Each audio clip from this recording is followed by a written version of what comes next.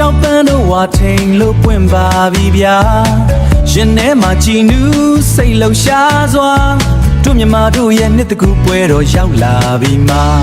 မောင်တို့မဲတို့ရေပဖို့ပြင်ဆင်ကြစို့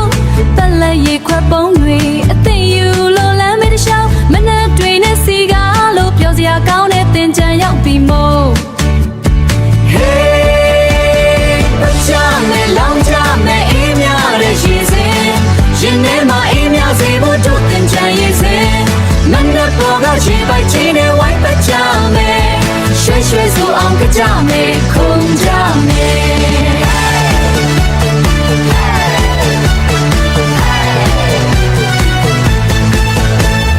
တင်ချံပွဲစရာတို့ပြောစရာနှစ်တကူပွဲတော်မုံလုံးရေပေါ်ဝေဝေငါကြွေးကြတယ်အတားစားတောက်ကုံတွေစုံလို့နေတယ်